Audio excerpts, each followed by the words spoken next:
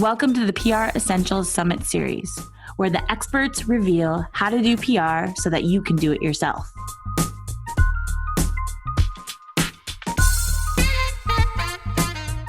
Hello, and welcome to How and When to Use Influencer and Paid Marketing. Do you wonder when or how or if you should be using influencer marketing? If you're a brand that wants to leverage influencer marketing or has wondered about why a program didn't work for you, this interview is for you. Today, I'm speaking with Laura Knapp, a strategic digital and influencer marketing professional of more than a decade. Laura is the CEO and founder of Uplift Unlimited, a digital marketing consultancy group, and co-founder of Lex Park, an influencer management agency. She'll explain what all that is in a second. Laura has worked with notable brands, including AT&T, P&G, Tommy Hilfiger, and many more. Laura has also served on the board of directors for Social Media Club LA and was a developmental committee member for FIDM's social media marketing curriculum. She's also served as an on-camera digital marketing expert throughout the first season of TLC Global Beauty Masters. Let me see that last paragraph again, and you can cut it out. Laura has worked with notable brands, including AT&T, P&G, Tommy Hilfiger, and many more. She's also served on the board of directors for Social Media Club LA and was on the developmental committee member. You don't have to say it. That second one? Yeah, it was a long time ago. So much. Okay, here we go. Laura has worked with notable brands, including AT&T, P&G, Tommy Hilfiger, and many more.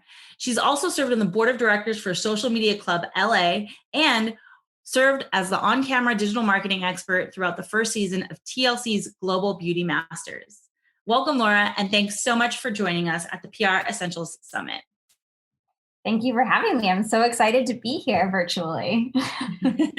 Yeah, it's a kind of a funny format, but I love it. It gets us to be able to talk to lots of people. So I'm really excited about this. And I'm really happy to have you here today. And I think let's kind of unpack some of the titles I gave you here earlier in the beginning. I think one good question that we all have is, what exactly is influencer marketing and influencer management? Yeah, so they do sit on different sides of the spectrum. I have been working with influencers since they were not even called influencers and they were just bloggers. So, the names have changed over the years, but on the influencer marketing side, what I do, I work with brands and agency partners to help build strategic influencer programs for them. So I'll do anything from building the strategy to identifying the influencers, to conducting the outreach, negotiating their costs, coming up with the agreements, the scope of work, making sure all the reporting's done. I'm serving more as a marketing agency in that regard, where on the management side of my business through Lex Park, we manage influencers. There is some crossover. So from time to time, as I'm building client programs on the Uplift Unlimited side of my life, I'm able to tap into the Lex Park side of my life. But not always. Like I can definitely keep them separate as needed. But the Lex Park side is really, we manage these people. This is who you're picking from. And brands and agencies come to Lex Park saying, I want to work with influencers. I know what I want to do, how I want to do it. Who do I work with? And we say, choose from these 20 people or 30 people, however many we have on our roster at that time. We currently represent over 20 women. We are exclusively women, most of whom are moms, and they're nationwide. So actually what you brought up was a really good question, was these people come to you with knowing what they want. And a lot of people that we're talking to today, they don't necessarily know what they want, and they don't know what to kind of come up with. So what are the things you must have in place before starting an influencer marketing program? And what are like the wants? Like, what are the things that we can get out of that? Yeah. So if you're a brand or an agency who represents a brand, as you're thinking of, I want to work with influencers, all the cool brands are doing it. How do I do this? Or what do I need? You need to start with an objective. What do you want out of it? Do you want to gain more Instagram followers? Do you want to generate sales? Do you want to generate site traffic? So know what your end goal is, and then back it out from there. Who are you targeting? Who do you want to follow you? Who do you want to purchase your products? And then the third thing really that you want is you want to have a path to action. So is that action the following, the purchasing, the site visit? So if you're putting your product in someone's hand, make sure it's the right person. Make sure you have enough of that product, and make sure. And if your objective isn't to sell the product, and your objective is to gain a follower, make sure you have enough people to support you on the back end to interact with that new follower. So you need an objective, a product, and then you need a support team or a path to action, someone to implement that action. I'm going to go off script a little because you brought up another good question. Who helps me figure out all that? Because if I'm a startup founder or an entrepreneur who maybe isn't really familiar with marketing or PR, doesn't have that kind of like marketing background, like, are you as an agency, are you kind of guiding us through that process? Are you coming up with that? What exactly am I giving you to come up with those things? Yeah. So in that regard, if you have a small team or you're a sole entrepreneur and you don't know where to begin, that's when you call Uplift Unlimited and you say, I don't know what to do. I know you do influencer marketing. Help me build a plan and help me execute it. And we can do anything from giving you a strategy and letting you run with it, or we can do the full on execution. It's those who know what they want to do come to Lex Park. Okay. Got you. Yeah. Those are very like, I guess, sister kind of agencies, right? Yeah, exactly. Okay. So this is kind of, we're starting to unpack a little bit here. So then when I like come and like, let's say I want to start working with influencers, and I've picked, like, we've come up with a plan with Uplift, and now we're with Lex Park, and we say, okay, now we need some people. How do you determine what is a good starting budget? Because I mean, that's like, budget is always going to be the question people have, like, how much do I have to spend for it to be worth it? Yeah. So, and that's where I see brands kind of fall into two categories. You're either coming to the table with a budget and you say, I have this much money, tell me how many people I can work with. Mm-hmm. Or I don't care how much it costs. I really want to work with this person, and I will put all my eggs in one basket, which I don't really recommend. I recommend approaching it with an open mind, because I think that having more than one influencer per campaign or per program is really going to be more beneficial. Mm-hmm. So typically, I think brands should come into the idea of influencer marketing with a budget in place. I have $20,000 over the next 3 months. Who do I work? Who fits within my budget? Versus having like your eye on a particular person. Right. Well, and I think that's funny because it's like almost like the opposite of PR, where in PR, you really want quality over quantity. And I think in influencer marketing, you want to see your stuff everywhere, a little bit of everywhere. Yeah. Okay. So are you saying that 20,000 for 6 months is a good budget? What numbers are we talking here? Yeah. You know what I would really recommend? How about what's the minimum and like what's the average so that people can get a feel? Yeah. I would say there are influencers that will do things for trade depending on product and also depending on the influencer. Influencers like 12,000 followers, and let's use Instagram kind of as our baseline here. So influencers with 12,000 followers and less are more than likely going to accept plenty of things for free, especially if it's a high dollar item, like a trip, like a car, and leasing a car. That's how those things work. Right. But a higher priced, even a TV, like things that are higher priced or take a longer time to decide. Those type of influencers, really like 15,000 less, will take those type of products on trade for the most part, not always. And it also depends on the demand.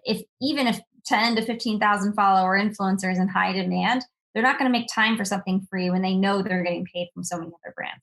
Right. But for the sake of the conversation, let's say that, 12,000 to zero followers to 12,000 followers will kind of do enough for free if they find value in your product. 12 to 15,000 plus are going to charge. That the kind of benchmarks are 10,000 followers on Instagram, because that's when you have the ability to use the swipe up link on your Instagram stories. 20,000 followers is another milestone. 40,000 is another milestone. 70,000, 100,000. There's kind of like these milestones that put you in that next tier. Okay. So really anyone between 15,000 followers to 100,000 followers are going to charge you about anywhere from 500 to 2,000, give or take, maybe 3,000 per Instagram post plus story. So yeah. Yeah, no, that totally. I was actually going to jump into this. Okay. So, cause I've had this problem myself. So just everybody be aware. We all have issues when it comes to social media, figuring it out. There has been like that, the diversion of like post versus a story, 3 frames, 2 frames. I don't even know what any of that means. But I'm guessing the premium placement is like a post, and then a story is kind of like a sub premium because it's not as sticky. Is that kind of right? Yes. And I think that's how a lot of brands think. However, on my side of things, what I'm seeing a lot of is the users, consumers are watching and interacting with stories much more than they are in in-feed posts most of the time these days, because it's like a scrolling TV screen as you're watching your stories come across your page. Right. It's the first thing you see when you get into your Instagram app. The photos take longer to scroll through, longer to click. It's a little bit more of you have a decent amount of dead time in your day to go through your feed versus it's a different experience. Yes. The benefit of a story is you have a swipe up. So it will allow a user to go to your website, to go to your product page, to go to your microsite, wherever you want them to go. An in-feed post does not have the ability to link out. And what I hear oftentimes is brands come to me and they're like, but Instagram story only lasts for 24 hours. Like, what's the value in that? You can make it a requirement that your influencer partner, especially if you're paying them, that's really the difference is you're able to pay. When you pay, you're able to call the shots. Mm-hmm. So when you're paying, you can say, hey, influencer, you need to make sure that your Instagram story is saved as a highlight. And then it will live, and you have to keep it as a highlight for a year or whatever the case may be. So that's smart. Yeah. A lot of our holiday campaigns require that because they want something to remain during all of Cyber Monday or Thanksgiving weekend. Like the whole week or something. Yeah. Exactly. Yeah. So those and a lot of brands miss that opportunity. Either they forget to ask for it or they kind of poo-poo the idea of Instagram stories. But I really see value in Instagram stories. It's something else, because this will probably come up later around Jeannie, but as again, if you are paying an influencer, you have the benefit of asking for their insights, being able to review drafted content. There's so many more benefits. But when you're reviewing their insights, one thing you can also see is how many taps did that person's viewers go to your own brand's Instagram profile, if that makes sense. Okay. You can like the journey from their story to your profile. Right. So, okay, you worked with Celeste. She drove on one frame, just one little frame. She drove 115 clicks to your website. And let's just call it 20, what they call sticker taps to your profile page. So you know that person is a valuable partner. And you're not even looking at your own back-end analytics on your brand's website.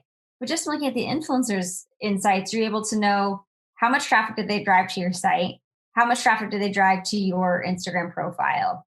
So I think there's a lot of benefit in the stories. Yeah, that sounds good. Yeah, I didn't consider that, especially with the links, the swipe up. Like that's really important. The other, I will say, just throwing this out there. And something just launched today too. I'll tell you, but Instagram or this week, Instagram launched the ability for one more tool within the platform to link out, and that's IGTVs also can link out. Within the description, you can have an active link. And that's the only. How have you been seeing the uptick for IGTV? I don't see it. I don't really see it. Like, I see it used a little bit. I don't know. Maybe I don't even notice it. I'm not sure. It feels like so organic in there. It seems like it's a longer video. It is. Because both IGTVs and Reels perform better if the influencer or user puts them through their feed as well. So it will live in their Reels section. It lives in their IGTV section. but it also lives in the feed section. And so you're watching it just like you would an in-feed post. Okay. Reels this week launched the ability for people to tag brands in their reels, which wasn't possible before. So that's a new. Instagram's Okay, always cool. changing. Cool. So they're kind of meeting the needs of the like demand right now, especially since everyone's doing all kinds of marketing online. Right. Yeah, absolutely. No, that totally makes sense. Okay. So let's say, okay, we figured out we have a budget and then like we've figured out some influencers that we like. So how and why are we paying them a certain amount of money? Are we doing it by, like you said, their analytics for maybe like previous posts or maybe their follower numbers or their engagement? Like how as a person who doesn't know anything determine like, okay, Lexi for all I don't know, Lexi has 20,000 followers and so does Celeste. Let's go back to Celeste. And Celeste has 20,000 followers, maybe like 21,000 or something. How do I decide those two people and like do they charge the same amount? Like do I give them the same amount of money? How do you determine that budget? As influencer marketing has kind of evolved over the years, and there were different agencies like DBA is one of the founders of influencer management, all the way to Lex Park, which is only a little bit of 2 years, almost 2 years old. It is still a little bit the wild, wild west, despite our efforts to kind of build some structure and streamline into how influencers price one another. It is still up to the influencer to determine how much they think their time and their content is worth, and their influence. As a brand who is paying, you have the ability to say, Celeste, I really like you. I want to pay, tell me what your rate is for these deliverables. Mm-hmm. And oh, by the way, can you send me a screenshot of your analytics, or can you give me an average of what your swipe ups are or what your in-feed post, engagement rate is? And they should be able to provide you those screenshots. If they don't, then don't work with them. That's like an easy out for that type of person. But they should be open. And then you are able on the back end to compare apples to apples. So you have Celeste, what was the name you used? Lexi. So you have Celeste data and you have Lexi's data. Even if they have similar following, they may have very different data, and then you make your selection. Okay. So you can push back. I think that's one of the things sometimes a lot of people, especially people who maybe don't have enough time to go back and forth or don't have this knowledge that you're sharing with us today, they might feel like they can't push back. Absolutely. On yeah.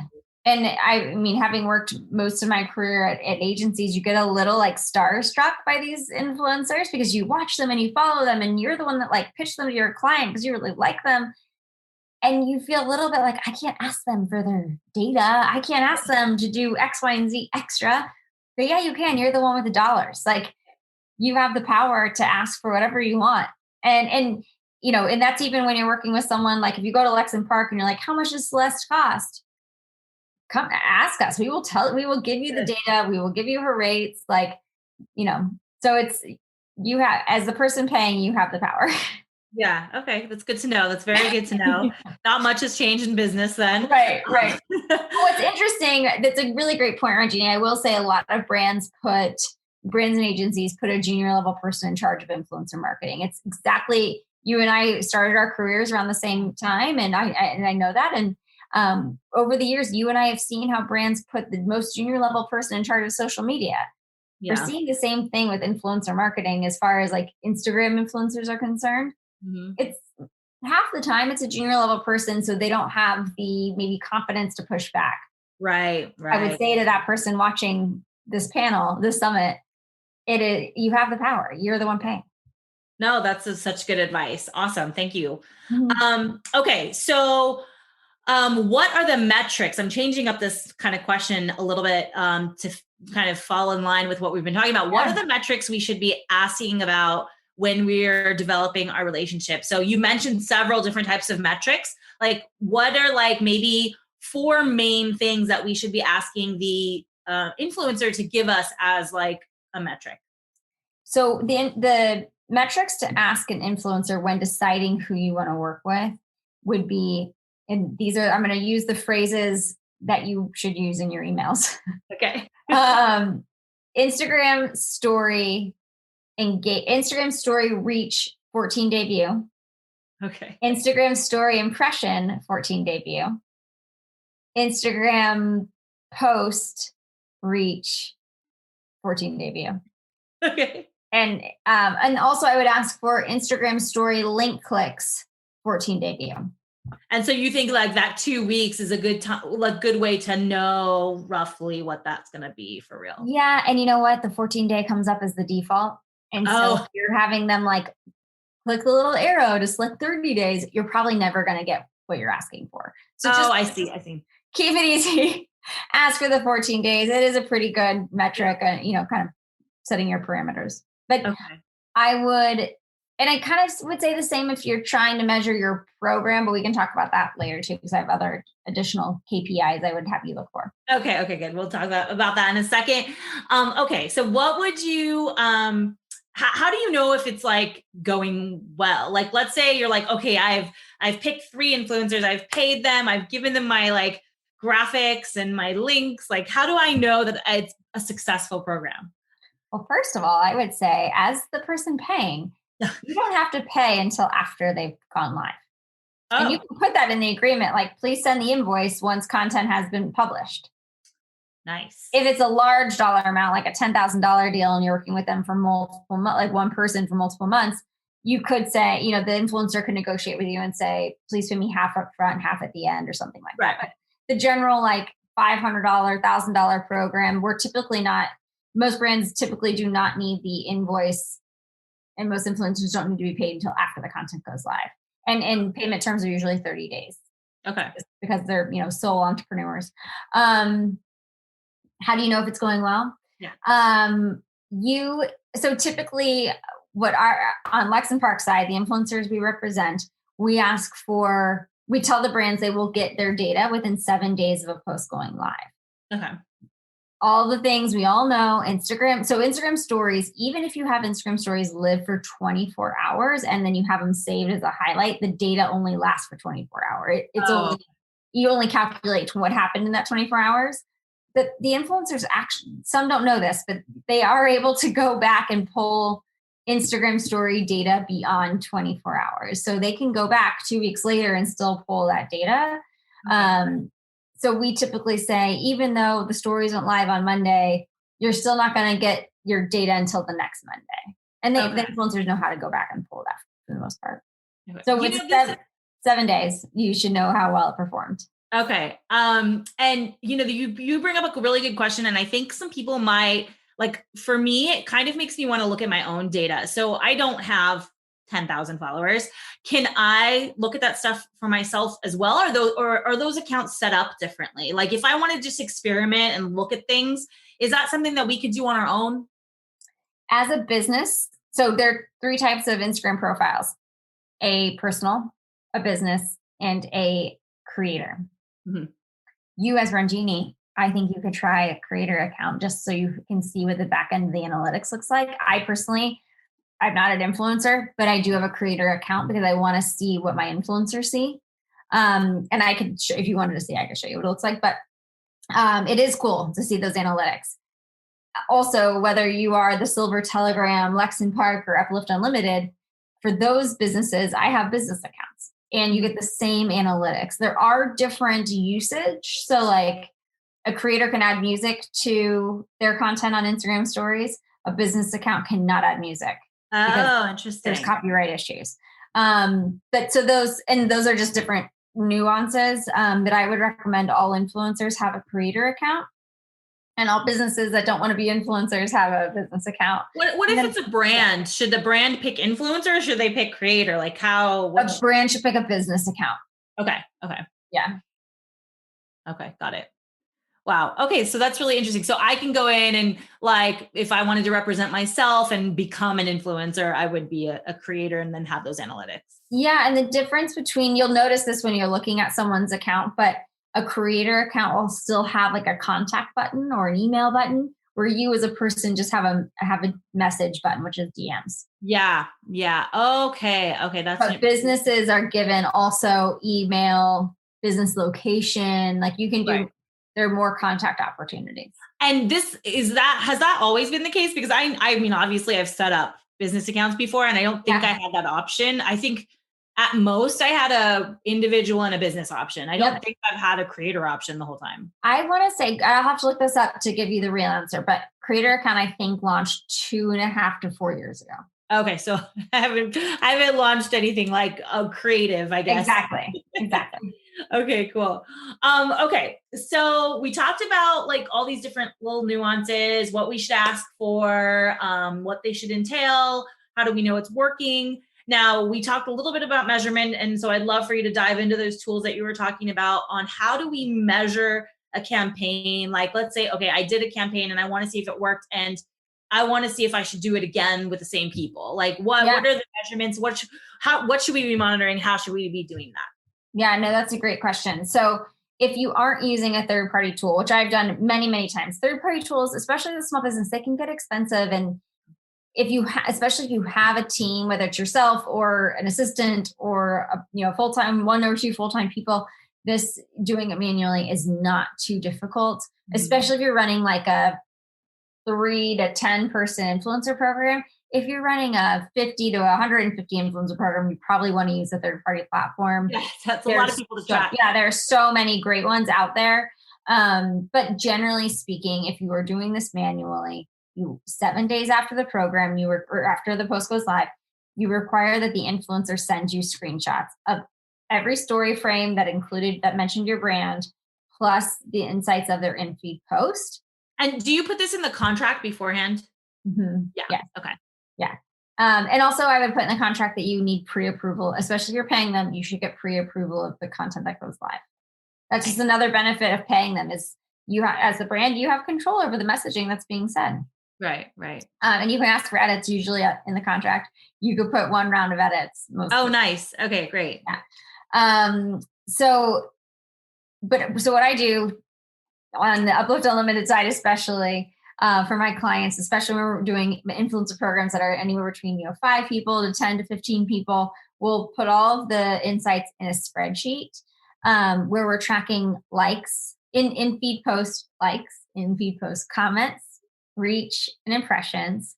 And then for stories, we're tracking typically tracking the link clicks, the swipe up, right, and the reach and the impressions. Sometimes we'll track that sticker tap KPI because some of our clients want to try to increase following on their Instagram accounts.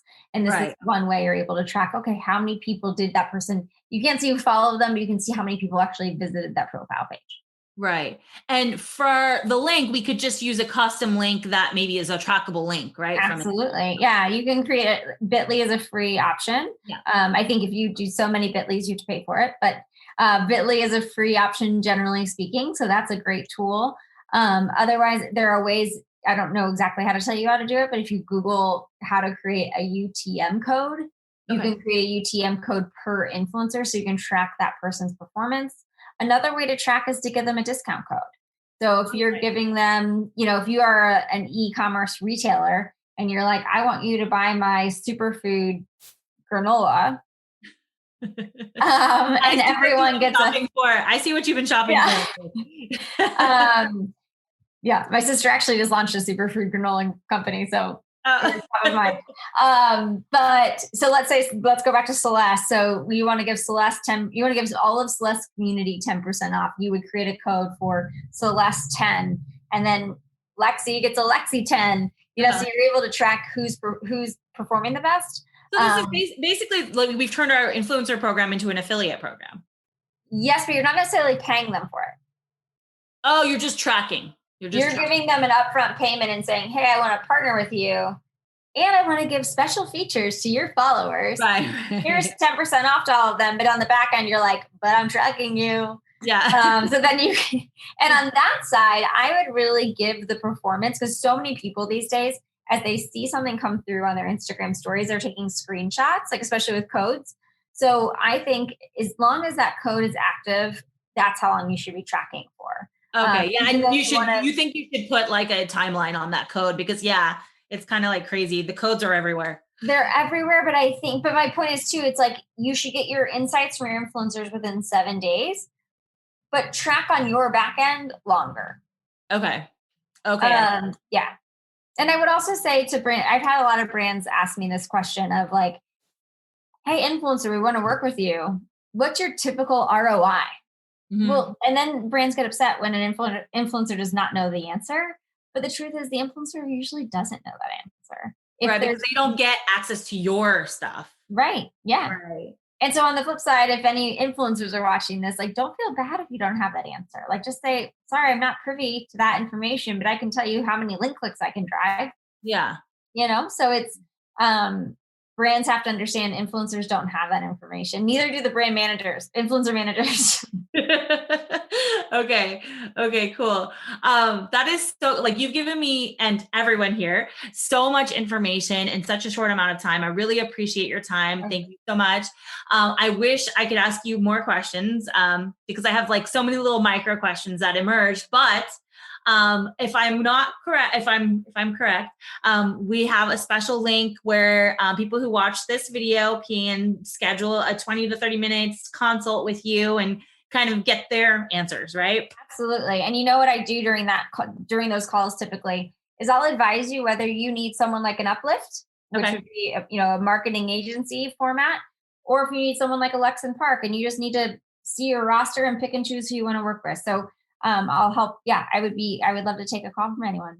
Okay, great. Well, thank you so much. I think this has been very, very useful. We have some really awesome takeaways from this. I hope everyone can apply this knowledge today and kind of go and start investigating. I would encourage everyone to kind of play around with their Instagram, look through and kind of identify maybe all the different types that she mentioned. So like potentially like an individual account versus a creator account versus a business account. And you could start seeing and identifying the differences. And I think having this knowledge is, a part of being able to build the strategy. But of course, it does take time and effort. So I'm sure Laura could help you guys with that if you need it. But thank you for participating in our video today. And we'll talk soon, right? Yeah, absolutely. Thanks, everyone. Thanks. Have a good night. Bye. Bye.